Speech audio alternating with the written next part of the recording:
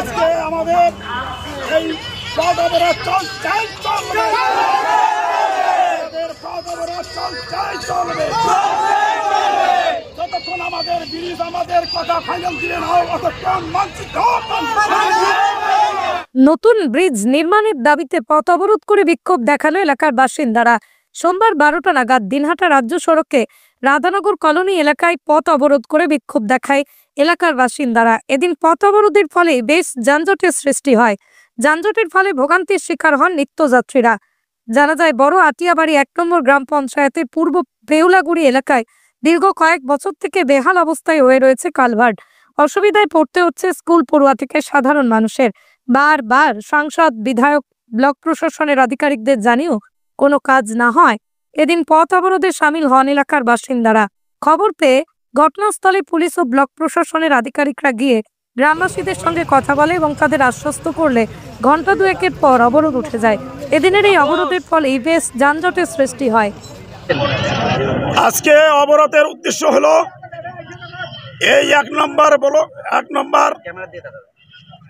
এই বড় আটিয়াবাড়ি 1 নম্বর অঞ্চলের 243 নম্বর বুথ, পূর্ব পেউলিয়াগুড়ি নামক স্থান এবং কিষামত দাস গ্রাম সংলগ্ন রাস্তার মধ্যে একটি কালভার্ট দীর্ঘ 5 বছর থেকে ভেঙে গেছে।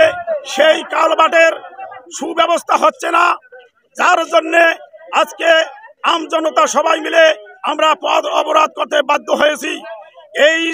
এই কালভার্টের জন্য জগদীশ বর্মা বসনীয় এক করে 2বার কথা দিয়ে গেছেন এবং এডিও ভিডিও এসেও কথা দিয়েছেন, কিন্তু আমাদের কাজ সুফল পাইনি। যার কারণে আজকে আবার পথ অবরোধ করতে বাধ্য হলাম। আর আপনারা সবাই জানেন, আপনারা তো সবকিছুই জানেন, একটা গ্রামের মধ্যে যদি কোনো রুগীর যদি অবস্থা খারাপ হয়ে যায়, কোনো অ্যাম্বুলেন্স যাতায়াতের কোনো ব্যবস্থা হচ্ছে না, এমনকি বাড়িতে মধ্যে যে কোনো দুর্ঘটনা আগুন দিয়ে হয়ে যায় তার জন্যে ফায়ার ব্রিগেড ঢোকার মতো কোনো ব্যবস্থা হয় না। এই জন্য সবাই মিলে আমরা সবাই একত্রিত হয়ে আমরা পথ অবরোধ করতে বাধ্য হয়েছি। যতক্ষণ আমাদের ফাইনাল আমাদের কথা দিবে না ততক্ষণ আমরা পথ অবরোধ চলবে। আমার নাম হলো মোহাম্মদ ইজারুল মিয়া। আপনার বাইক কেনার স্বপ্ন এবার হবে পূরণ, কারণ আমান হোন্ডা নিয়ে এসেছে একেবারে স্বল্প ডাউন পেমেন্টে বাইক বা স্কুটার কেনার সুবর্ণ সুযোগ। বিনা অ্যাকাউন্ট, লো সিভিল, ন্যূনতম ডকুমেন্টে আজই নিয়ে যান স্বপ্নের বাইক আপনার বাড়িতে। অতিরিক্ত ছাড় পেতে আজই যোগাযোগ করুন বামনহাট আমান হোন্ডা শোরুমে। শর্তাবলী প্রযোজ্য।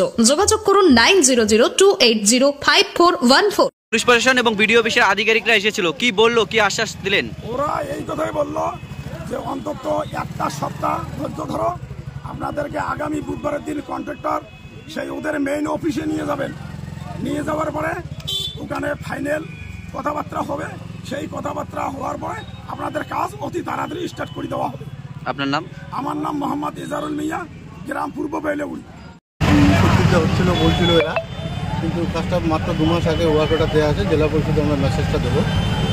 আর এখানকার এজেন্সি, এখানকার লোকাল প্রশাসনের 2-1জনকে নিয়ে জেলা পরিষদে যাবেন কথা বলার জন্য। আপনি কি কোনো আশ্বাস দিলেন কতদিনের মধ্যে হবে ওদের ব্রিজ? দেখুন, এটা আশ্বাস এইভাবে দেওয়ার ঠিক না, ওয়ার্ক অর্ডার তো দিয়েই গেছে, আমরা মেসেজটা জেলা পরিষদে পৌঁছাবেন এই আশ্বাস দিলেন।